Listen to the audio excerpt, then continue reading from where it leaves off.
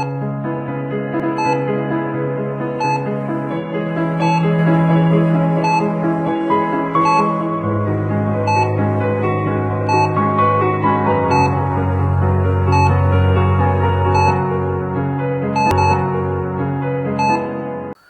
नाम डॉक्टर असदुल्ला सुमरो है। मैं यहाँ अल्तमश जनरल हॉस्पिटल में माहिर अमराज कल्ब और हार्ट फेलियर स्पेशलिस्ट हूँ। इससे पहले हम कुछ वीडियोस ऑलरेडी बना चुके हैं जिसमें हमने कार्डियक अरेस्ट यानी हरकत कल्ब की बंदिश के बारे में डिस्कस किया था और ये उसकी तीसरी वीडियो है। और हम कार्डियक अरेस्ट उस किस्म के कार्डियक अरेस्ट के वीडियो के बारे में फोकस करें जो अस्पताल से बाहर और होते हैं, क्योंकि अस्पताल के बाहर जिनको हरकत कल्ब की बंदिश होती है वो उनको मैनेज करना और उनको अस्पताल तक पहुंचा के और जाबिर करना ये एक बहुत बड़ा चैलेंज है। और इसलिए कि अभी भी हमारे जैसे मुल्कों में जो बायस्टैंडर सीपीआर और डिफिब्रिलेशन यानी मशीन से शॉक देके और हार्ट को रिवाइव करना ये एक बहुत बड़ा चैलेंज है। आइए मैं एक आपको छोटी सी वीडियो दिखा के और उसके बाद जो है वो उसको डिस्कस कर रहे हैं। ये एक ऑफिस में मिडिल एज मैन जो है वो आया है और आते ही उसने कंप्लेन की है कि उसको सीने में दर्द है। अब सीने में दर्द के साथ ही जैसे ही उन्होंने उनको तसल्ली देके बिठाने की कोशिश की ताकि कुछ किया जाए, तो इस दौरान जो है ये फौरी तौर पर जो है वो बेहोश होके और गिर गए। अब इस किस्म के जो पेशेंट्स होते हैं ये एक टिपिकल सिनेरियो है कि किसी भी ऑफिस में किसी भी जगह पर इंक्लूडिंग घर में अगर कोई नौजवान सीने के दर्द के साथ या सांस की तकलीफ के साथ या कभी कभार जो है वो खास करके जो एल्डरली मरीज होते हैं वो वेग किस्म के सिम्टम्स पेट में दर्द के साथ आते हैं या थकावट या उल्टियों के साथ, या कहते हैं कि उनका ब्लड प्रेशर अचानक लो हो गया है और उन अलामात के साथ जो है वो अस्पताल जो है वो जाते हैं। तो अस्पताल में जब जाते हैं या अपने ऑफिस में दफ्तर में होते हैं या कहीं भी किसी जगह पर होते हैं और इन अलामात के साथ फौरी तौर पर अगर वो गिर के बेहोश हो जाए, गिरते इसलिए हैं और बेहोश इसलिए होते हैं कि जब हरकत कल्ब की बंदिश हो जाती है तो हमारा जो ब्रेन है उस ब्रेन को दिमाग की तरफ जो है वो खून और ऑक्सीजन की कमी की वजह से ऐसे मरीज जो है वो बेहोश हो जाते हैं। जब बेहोश होते हैं तो वो पोजीशन को मेंटेन नहीं कर सकते, अगर खड़े हुए हैं तो गिर जाते हैं। कभी कभार गिरने की वजह से उनको चोटें आ जाती हैं, फ्रैक्चर हो जाता है। और जैसे ही ये इस तरह से गिरा है तो जिसने उसको देखा यानी ये आई विटनेस कार्डियक अरेस्ट इसको कहते हैं कि ये अलामात के साथ जो है वो ऑफिस में गया है या मौजूद है और उसने दर्द की शिकायत की और दर्द के साथ फौरी तौर पर जो है वो गिर गया और बेहोश हो गया। और जब उसने देखा कि मरीज जो है वो फौरी तौर पर गिर गया, बेहोश हो गया है, तो उसने उसको फौरी तौर पर चेक करके, यहाँ से हम कैरोटिड पल्स को चेक करते हैं कि उसकी पल्सेशन है कि नहीं है, क्योंकि अगर पल्सेशन नहीं है इसका मकसद कि सर्कुलेशन जो है वो बंद हो गई है। और अगर वही मरीज सांस भी नहीं ले रहा है, उसकी सांस भी बंद हो गई है, तो ये तीन जो अलामात हैं ये हरकत कल्ब की बंदिश की अलामात हैं। और ये अगर अस्पताल के बाहर इस तरह से किसी में हो तो ऐसी सिचुएशन में हरकत कल्ब की बंदिश को तशखीस करके और फौरी तौर पर जो चीज़ अवेलेबल होती है खास करके अस्पताल से बाहर जो है ये चेस्ट कंट्रैक्शन जिसको हम सीपीआर कार्डियोपल्मोनरी रिससिटेशन जिसको कहते हैं। अब ये कार्डियोपल्मोनरी रिससिटेशन के साथ ही उन्होंने सेक्रेटरी को बताया कि एडी यानी ऑटोमेटिक इम्प्लांटेबल कार्डियोवर्टर डिफिब्रिलेटर जिसको कहते हैं ये जो एएडी है, ये अक्सर ऑफिसों में बाहर के मुल्कों में अवेलेबल होता है, और ज़्यादातर जो ऑफिस में काम करते हैं तो उनको पता होता है कि ये एएडी जो है कहाँ पड़ा हुआ है। तो ये जो खातून है ये फौरी तौर पर भाग के गई, और वहाँ पर जो है वो उन्होंने देखा कि ये एएडी के रखने की जगह है। अब ये जिस तरह से ये भाग के गई है यहाँ पर, तो ये यहाँ पर जो है वो एएडी रखा हुआ है, और ये फौरी तौर पर जो है वो एएडी लेके आई है, उसको खोल के और इस तरह से मरीज की कमीज को जो है वो शर्ट को काट के और ताकि उसको साफ किया जाए, और सीने को साफ करके, और ये पैड्स होते हैं जो शॉक देने के लिए, तो ये पैड्स अभी लगा के, और उसके बाद ये जो मशीन है एएडी, ये एक ऑटोमेटिक मशीन है, और ये जो मशीन है ये लगाने के फौरन बाद ही बताती है कि जो हार्ट में इलेक्ट्रिकल शॉर्ट सर्किट हुआ है,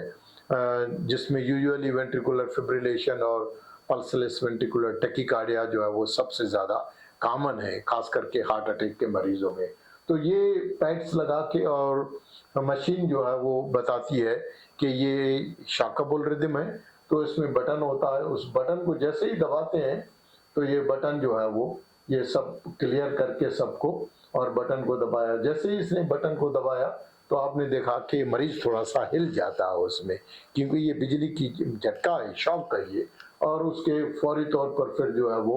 चेस्ट कंट्रैक्शन शुरू किया जाता है, क्योंकि शॉक देने के बाद जो है वो हार्ट की रिदम तो टर्मिनेट हो जाती है, लेकिन जो मैकेनिकल एक्टिविटी है हार्ट की कंट्रैक्शन, उसको शुरू होने में थोड़ा टाइम लगता है। तो फिजिशियन या जो बाय स्टैंडर्ड सीपीआर की कोशिश ये होनी चाहिए, क्योंकि अगर वो सीपीआर रोक देगा तो ब्रेन का जो खून और ऑक्सीजन वो मुतासर होगा, तो लिहाजा उसको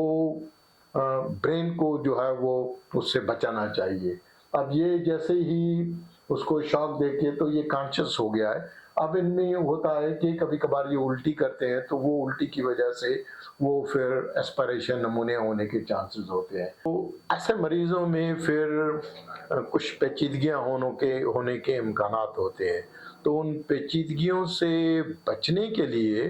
और हरकत कल्ब की बंदिश का सबब मालूम करने के लिए उनको फौरी तौर पर जो है वो अस्पताल में पहुंचाया जाता है, और वहाँ पहुंचने के बाद फिर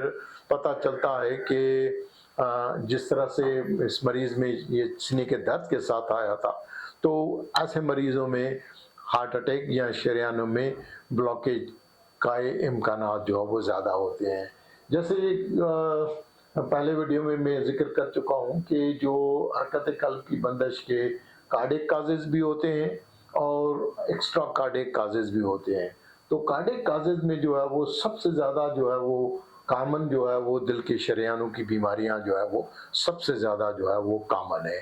अब ये यहाँ पर मैंने एक डायग्राम जो है वो बनाया है, और इस डायग्राम में शो किया है कि हर इंसान में 3 शरेयानें होती हैं। एक राइट साइड पर होती है जिसको हम राइट कोरोनरी आर्टरी कहते हैं, और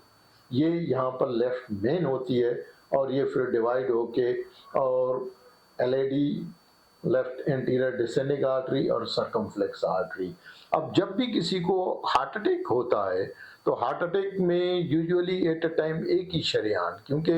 ब्लॉकेज तो तीनों ही शरेयानों में जो है वो हो सकती है, लेकिन ये कि जब अटैक होता है किसी को तो यूजुअली एक ही शरेयान में जो है वो प्लेक रप्चर होके और उसमें फिर क्लॉट जमा होता है। तो क्लॉट जमा होने का अमल और ब्लॉकेज के अमल, इस सब को मिला के हम इनको कहते हैं एथेरोथ्रोम्बोटिक कोरोनरी आर्टरी सिंड्रोम्स। अब ये किसी मरीज में एक शरेयान बंद होती है, और किसी मरीज में 2 शरेयानें बंद होती हैं, किसी में तीनों शरेयानें बंद होती हैं, और किसी मरीज में जो है ये लेफ्ट मेन जो है ये इंतहाई अहम है, क्योंकि लेफ्ट मेन शरेयान का बंद होना, ऑक्लूड होना वो है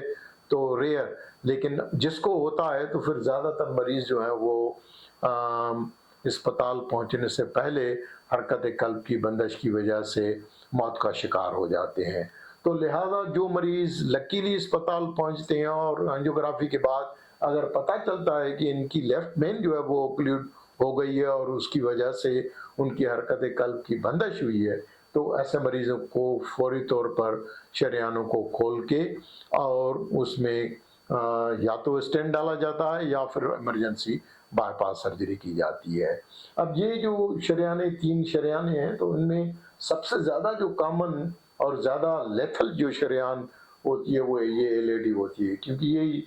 2/3 मायोकार्डियम हार्ट मसल को जो है वो सप्लाई करती है। अब देखा गया है कि ये जो एलएडी है कोई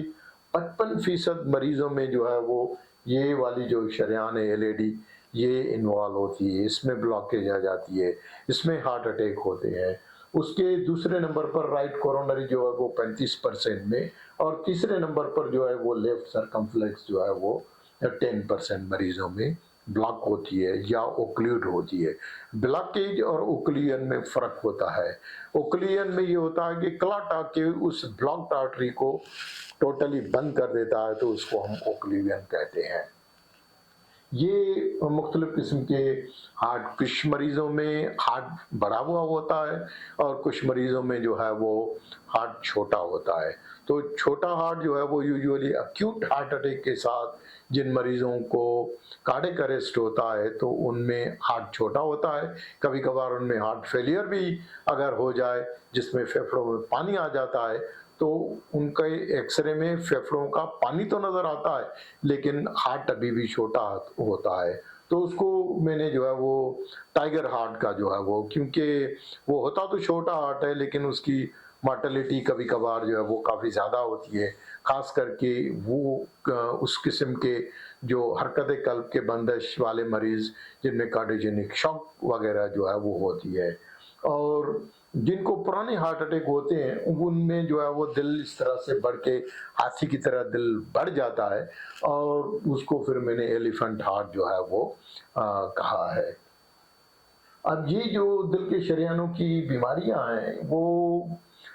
उसको मैंने 4 हिस्सों में जो है वो डिवाइड किया है। और यूजुअली वो मरीज जिनको हार्ट अटैक होता है, तो हार्ट अटैक के साथ साथ यूजुअली उनमें हार्ट का फंक्शन जो है वो हार्ट डैमेज हो जाता है, और जिनको हार्ट डैमेज हो जाता है तो फिर हम उसको एलवी सिस्टोलिक डिसफंक्शन कहते हैं। तो देखा गया है कि जिन मरीजों में शरेयाने बंद हो या हार्ट अटैक हो जाए और हार्ट डैमेज हो के एलवी डिसफंक्शन हो जाए, तो उनमें हरकत कल्ब की बंदिश के इम्कानात ज़्यादा होते हैं। अब ये जो 4 कैटेगरीज हैं उसमें जो पहली कैटेगरी यहाँ पर है वो वाली कैटेगरी है जिनको अक्यूट हार्ट अटैक होता है, यानी पहली दफ़ा जो है इनको नया हार्ट अटैक होता है। और हार्ट अटैक की 2 किस्में होती हैं। जो सबसे ज़्यादा कॉमन जो है वो 50% लोगों में एसटी एलिवेशन मायोकार्डियल इन्फॉक्शन होता है, और ये 9% जो है वो non ST elevation myocardial infarction होता है। तो टोटल मिला के तकरीबन 60% के करीब जो है वो मरीज होते हैं जिनकी हरकत कल्ब की बंदिश होती है। उनमें देखा गया है कि उनको हार्ट अटैक होता है, अक्यूट हार्ट अटैक होता है, और उसकी वजह से सिस्टोलिक डिसफंक्शन होने के इम्कानात और ज़्यादा जो है वो बढ़ जाते हैं। अब उनमें कितनी शरेयानें, एक शरेयान बंद होती है। जितनी ज़्यादा शरेयानें बंद होंगी, जितना ज़्यादा हार्ट डैमेज होगा, जितनी ज़्यादा प्रॉक्सिमल ओक्लूजन होगी, उतना ज़्यादा हरकत कल्ब बंदिश होने के इम्कानात ज़्यादा होते हैं। दूसरे नंबर पर वो मरीज़ होते हैं जिनमें शरेयानों की ब्लॉकेज होती है। वो मरीज़ होते हैं जिनको पुराना हार्ट अटैक हुआ होता है, और पुराने हार्ट अटैक की वजह से उनके दिल के गोश्त की कमज़ोरी होती है। अब दिल के गोश्त की जब कमज़ोरी होती है तो कुछ मरीज़ों में हार्ट फेलियर के अलामात होते हैं जिनको हम हार्ट फेलियर स्टेज सी कहते हैं, और कुछ मरीज ऐसे होते हैं जिनको एसिम्प्टोमेटिक, उनको हार्ट का डैमेज की वजह से एलवी सिस्टोलिक डिसफंक्शन, यानी हार्ट कमज़ोर तो होता है लेकिन उनको अलामात नहीं होते हैं, तो फिर उसको हम हार्ट फेलियर स्टेज बी कहते हैं। तो स्टेज बी या स्टेज सी दोनों में किसी में भी जो है वो हरकत कल्ब की बंदिश जो है वो हो सकती है। अलबत्ता जब ईसीजी हम करते हैं तो ईसीजी में जिनको अक्यूट हार्ट अटैक होता है तो ईसीजी करने से हमें पता चल जाता है कि इन मरीजों को अक्यूट हार्ट अटैक हुआ है। और इस किस्म के मरीजों में जिनको पुराना हार्ट अटैक हुआ होता है और ऐसे मरीजों में अगर हम ईसीजी करते हैं तो हमें पता चल जाता है कि उनको पुराना हार्ट अटैक हुआ है। कभी कभार ये होता है कि पुराने हार्ट अटैक के साथ और दूसरा नया हार्ट अटैक भी होता है, जिसकी वजह से जो है वो हरकत कल्ब की बंदिश हो जाती है। तो ये शरेयानों की बीमारियां हैं, तो शरेयानों की बीमारियां, लेकिन हर मरीज में मुख्तलिफ होती हैं, हर मरीज मुख्तलिफ है। हर मरीज में शरेयानों की बीमारी की शिद्दत और दिल के गोश्त की कमज़ोरी और हरकत कल्ब की बंदिश ये जो है वो मुख्तलिफ होती है। और तीसरे नंबर पर वो मरीज होते हैं जिनको ना तो अक्यूट हार्ट अटैक होता है ईसीजी में, ना उनको पुराने हार्ट अटैक का कोई सब्जेक्टिव या ऑब्जेक्टिव एविडेंस होता है। अलबत्ता उनको अंजाइना के सिम्टम्स होते हैं और अंजाइना के सिम्टम्स के साथ उनके दिल के गोश्त की कमज़ोरी हो जाती है और उनमें देखा गया तो यूजुअली इनकी तीनों शरेयानें जो हैं वो बंद होती हैं। तो ये जो अंजाइना के साथ फिर मरीज होते हैं और उनके अंजाइना को अगर प्रॉपरली वक्त के साथ इलाज ना किया जाए या शरेयानों को एंजियोप्लास्टी या बाईपास सर्जरी से रिवेस्कुलराइज ना किया जाए तो ऐसे मरीजों में भी हरकत कल्ब की बंदिश के इम्कानात बढ़ जाते हैं, ज़्यादा होते हैं। चौथे नंबर पर जो आखिरी और रेयर होता है, जिसका अक्सर डॉक्टरों का ध्यान नहीं जाता और बहुत सारे सीनियर डॉक्टर भी चौथी कंडीशन में जो है वो धोखा खा जाते हैं। वो चौथी कंडीशन वो होती है कि जो मरीज आता है वो पहली दफ़ा ही उसको जब अस्पताल में आता है या अस्पताल के बाहर उसको हरकत कल्ब की बंदिश होती है, तो जब वो जामिर होता है और उससे पता किया जाता है तो पता चलता है कि उनको ना तो हार्ट अटैक के कोई अक्यूट हार्ट अटैक के कोई अलामत थे, ना कोई पुराने हार्ट अटैक का कोई सब्जेक्टिव एंड ऑब्जेक्टिव एविडेंस होता है, ना फिर उनको अंजाइना के सिम्टम्स का एविडेंस होता है। तो इन मरीजों में शरेयानों की बंदिश तो होती है लेकिन वो पुरानी होती है और लेकिन उनको हार्ट अटैक या अंजाइना की अलामत नहीं होती हैं। उनके दिल का गोश्त कमज़ोर ज़रूर होता है, तो ये दिल की गोश्त की कमज़ोरी लेकिन उनको अलामत नहीं होते हैं, तो उनको हम बगैर हार्ट अटैक और बगैर अंजाइना वाले शरेयानों की बीमारी कहते हैं। और ऐसे मरीजों में भी हरकत कल्ब की बंदिश के इम्कानात जो है वो होते हैं और वो पहली दफ़ा जब आते हैं तो उनको में पता चलता है कि शरेयानें उनकी बंद हो चुकी है। अब ये नॉर्मल शरेयानें हैं एक पेशेंट की, जहाँ पर ये राइट कोरोनरी आर्टरी है, ये नॉर्मली लुकिंग शरेयान है कि जिसमें कोई ना तो ब्लॉकेज है और ना कहीं ओक्लूजन है। तो दोनों डिफरेंट चीज़ें होती हैं, ना इसमें ब्लॉकेज है ना ही इसमें ओक्लूजन है। तो ये राइट कोरोनरी आर्टरी है, ये लेफ्ट मेन है, ये उसकी एलएडी और ये सर्कमफ्लेक्स आर्टरी है। तो ये नॉर्मली इस तरह से होता है। अब यहाँ पर एक चीज़ वाज़ेह करना मैं ज़रूरी समझ रहा हूँ कि कुछ मरीज़ खास करके ये जो नौजवान मरीज़ों में हरकत कल्ब की बंदिश होती है और कभी कभार ये होता है कि उनमें ईसीजी में पता चलता है कि उनको एसटी एलिवेशन मायोकार्डियल इन्फॉक्शन हुआ है, लेकिन जब उनको कैथ लैब में लेके जाते हैं तो वहाँ पता चलता है कि उनकी जो दिल की शरेयानें हैं वो तो साफ हैं। तो ये जो दिल के शरेयानों की नॉर्मल कोरोनरी आर्टरीज होती हैं और उनको हार्ट अटैक होता है, तो ये वो मरीज यूजुअली होते हैं जो नौजवान कोकेन और क्रिस्टल आइस का इस्तेमाल जो है वो ज़्यादा करते हैं या जो उनके आदी होते हैं, तो उनमें जो है वो शरेयान में क्लॉट या शरेयान में बंदिश की बजाय शरेयान में मोच आके, जिसको हम कोरोनरी आर्टरी स्पाज्म कहते हैं, जो स्पाज्म रिलीज हो जाता है एंजियोग्राफी करने के से पहले ही, तो इसलिए शरेयानें जो है वो नॉर्मल हो जाती हैं, साफ नज़र आती हैं। शरेयानों का साफ होने का मकसद ये नहीं है कि उसको हार्ट अटैक नहीं हुआ है, या शरेयानों के साफ करने के होने का मकसद ये नहीं है कि उसको अस्पताल के बाहर हरकत कल्ब की बंदिश की वजह से जो है वो उनमें बेहोशी तारी हुई है। तो ये कुछ चीज़ें हैं जो जिनका फिजिशियन का इन चीज़ों की तरफ कभी-कभार ध्यान नहीं जाता है, तो लिहाज़ा ये चीज़ें जो है वो ध्यान में रखनी चाहिए। ये एक मरीज़ हैं जिनको राइट कोरोनरी आर्टरी में ये क्लॉट जो है वो ओक्लूजन है, ये यहाँ पर जो है वो काला नज़र आ रहा है फिर बिल्कुल और व्हाइट, तो ये पूरा जो है वो क्लॉट है। इस क्लॉट ने जो है वो आर्टरी को ओक्लूड किया है और खुलने के बाद जो इस तरह से जो है वो नज़र आ रही है। तो ये 100% ओक्लूड किया और ये खुलने के बाद जो है वो, तो इस किस्म के जो मरीज़ होती हैं, अब ये इसमें राइट कोरोनरी आर्टरी जो है वो जिनको इंफीरियर वाल या इंफीरियो पोस्टीरियर वाल मायोकार्डियल इन्फार्क्शन होता है। अब इस किस्म के जो मरीज़ों में हरकत कल्ब की बंदिश होती है, उनमें यूजुअली जो है वो दिल की बैटरी कमज़ोर होके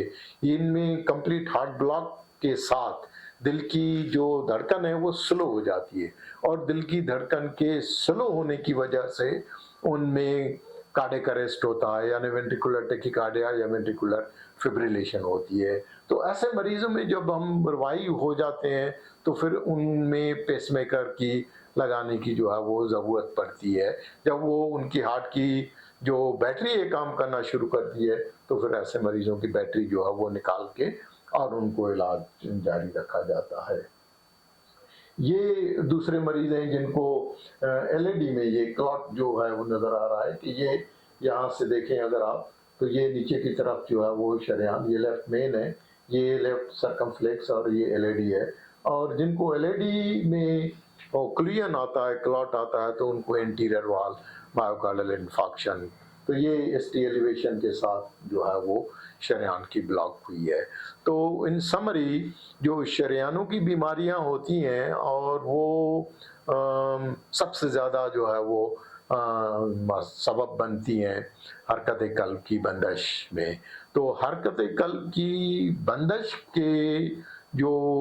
मरीज़ होते हैं उनमें सबसे ज़्यादा जो है वो शरेआनों की बीमारी, जिनमें हार्ट अटैक और बगैर हार्ट अटैक दोनों ही हो सकती हैं। इस तरह से किसी में एक शरेआन बंद होती है, किसी में तीनों शरेआनें बंद होती हैं और ज़्यादातर मरीज़ों में हार्ट मसल जो है वो डैमेज होता है और उस डैमेज की वजह से एरिथमियाज़ के चांसेस जो हैं वो बढ़ जाते हैं। तो ये जो मरीज़ होते हैं, इन मरीज़ों को फौरी तौर पर जो हरकत कल्ब की बंदिश का जो अस्पताल के बाहर इलाज है वो यही है कि उनको सीपीआर और जो है वो एएडी के थ्रू जो है वो शॉक देके, और अगर शॉकेबल रिदम है तो उनको रिवाइव किया जाता है। उसके बाद फिर अस्पताल में जाके बाकी ट्रीटमेंट किया जाता है। शुक्रिया।